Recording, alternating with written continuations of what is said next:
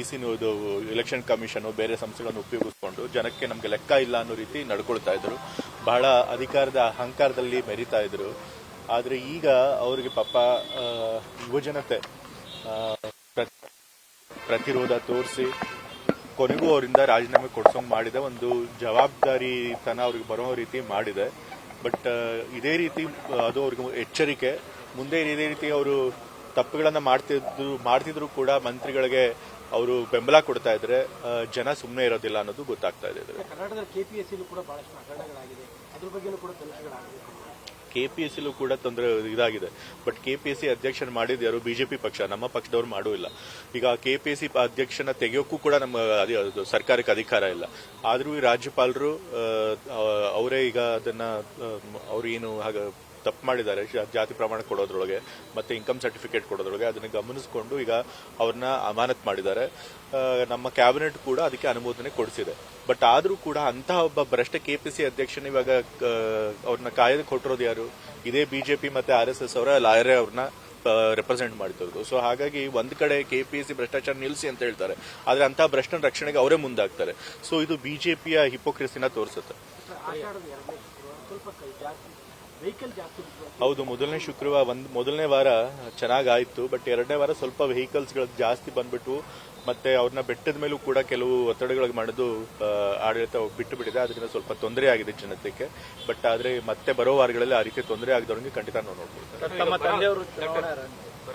ಬರೋದ ಸಮಸ್ಯೆ ಇದೆ. ಈಗ ರೈತರುಗಳಿಗೆ ದುಡ್ಡು ಕಟ್ತಾಯಿಲ್ಲ ಅಂತೇಳಿ ನೋಟಿಸ್ಗಳು ಕೊಡ್ತಾ ಇದ್ದಾರೆ.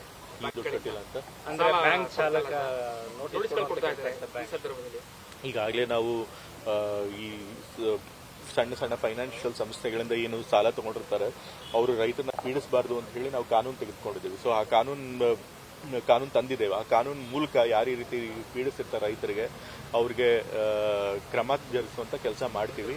ಯಾವುದೇ ರೈತ ಅನ್ನೆಸೆಸರಿಯಾಗಿ ಹರಾಸ್ಮೆಂಟ್ಗೆ ಒಳಗಾಗಬಾರ್ದು. ಖಂಡಿತ ಇದನ್ನ ಸರ್ಕಾರ ಗಮನಕ್ಕೆ ತಂದು ನಾನು ಇನ್ನು ಚುನಾವಣೆ ನಿಲ್ಲೋದಿಲ್ಲ, ಚುನಾವಣೆ ರಾಜಕಾರಣ ಬಹಳ ಕಲುಷಿತ ಆಗಿದೆ, ಕನ್ವಿನ್ಸ್ ಮಾಡ್ತಿದ್ದಾರೆ. ಇಲ್ಲ, ಮೊದಲಿಂದನೂ ಕೂಡ ತಂದೆಯವರು ಅದನ್ನೇ ಹೇಳಿದ್ರು. ಅವ್ರು ಮುಖ್ಯಮಂತ್ರಿಗಳಾಗಿದ್ದಾಗಲೂ ಅದೇ ಹೇಳ್ತಾ ಇದ್ರು 2028 ಚುನಾವಣೆಯಲ್ಲಿ ನಾನು ನಿಲ್ಲೋದಿಲ್ಲ ಅಂತ. ಸೊ ಹಾಗಾಗಿ ಮೊದಲೇ ಅವ್ರು ತೀರ್ಮಾನ ಮಾಡಿದ್ದಾರೆ. ಅವ್ರ ತೀರ್ಮಾನಕ್ಕೆ ನಾವೆಲ್ಲರೂ ಗೌರವ ಕೊಡಬೇಕು. ಇಲ್ಲ, ಅವರು ಸಕ್ರಿಯ ರಾಜಕಾರಣದಲ್ಲಂತೂ ಇದ್ದೇ ಇರ್ತಾರೆ. ಚುನಾವಣಾ ರಾಜಕೀಯ ಬಿಟ್ಟರು ಕೂಡ ಸಕ್ರಿಯ ರಾಜಕಾರಣದಲ್ಲಿ ಇದ್ದೇ ಇರ್ತಾರೆ. ಯಾರು ಶೋಷಿತ ವರ್ಗದವರು ಇರ್ತಾರೆ, ಯಾರು ವಲ್ನರಬಲ್ ಇರ್ತಾರೆ ಅಂತವ್ರ ಪರವಾಗಿ ದನಿ ಎತ್ತುವಂತ ಕೆಲಸ ಮಾಡ್ಕೊಂಡೇ ಬರ್ತಾರೆ.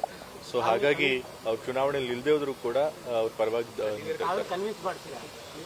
ಈಗ ತಂದೆಯವರು ಒಂದ್ಸರಿ ತೀರ್ಮಾನ ತಗೊಂಡ್ರೆ ಗಟ್ಟಿಯಾಗಿ ಯಾರು ಕೂಡ ಅದನ್ನ ಬದಲಾಯಿಸೋದಕ್ಕಾಗೋದಿಲ್ಲ. ಸೊ ಮತ್ತೆ ನಾನು ಕೂಡ ಒಬ್ಬ ಮಗ ಆಗಿ ತಂದೆಯವರು 80 ವರ್ಷ ಹತ್ರ ಬಂದಾಗ ಅವರು ಸ್ವಲ್ಪ ಆರೋಗ್ಯದ ಕಡೆ ಗಮನ ಕೊಡ್ಲಿ, ಮತ್ತೆ ತಮ್ಮ ಕೆಲಸ ಮಾಡದೇ ಇರಲಿ ನನಗೂ ಇರುತ್ತೆ. ಸೊ ಹಾಗಾಗಿ ನಾನು ಕೂಡ ಈಗಾಗಲೇ ಸಾಯಂಕಾಲಕ್ಕೆ ಹೈಕಮಾಂಡ್ ಅವ್ರು ಕರೆದಿದ್ದಾರೆ ಎಲ್ಲ ಲೀಡರ್ಗಳನ್ನ. ಮುಖ್ಯಮಂತ್ರಿ ಆದಿಯಾಗಿ ಎಲ್ಲ ವರಿಷ್ಠರು ಕೂಡ ಹೋಗ್ತಾರೆ, ತಂದೆಯವರು ಕೂಡ ಹೋಗ್ತಾ ಇದ್ದಾರೆ. ಸೊ ಅವರು ಚರ್ಚೆ ಮಾಡಿ ಕ್ಯಾಬಿನೆಟ್ ಎಕ್ಸ್ಪಾನ್ಷನ್ ಆದಷ್ಟು ಬೇಗ ಮಾಡ್ತಾರೆ. ಬಹುಶಃ ಈ ವಾರದೊಳಗೆ ಮಾಡ್ತಾರೆ ಅನ್ನೋ ನಂಬಿಕೆ ನನಗಿದೆ. ಅಫ್ಕೋರ್ಸ್ ಇಷ್ಟೊಂದು ಜನದ ಹೆಸರಿದೆ. ನಮ್ಮ ಮೈಸೂರಲ್ಲೂ ಕೂಡ ದೊಡ್ಡ ದೊಡ್ಡ ಲೀಡರ್ಗಳಿದ್ದಾರೆ. ಸೊ ಅವರು ಕೂಡ ಮಂತ್ರಿಗಳಾಗುವಂತ ಸಂಭಾವನೀಯತೆ ಇರುತ್ತೆ. ಸೊ ನೋಡ್ಬೇಕು ಏನ್ ತೀರ್ಮಾನ ಆಗುತ್ತೆ.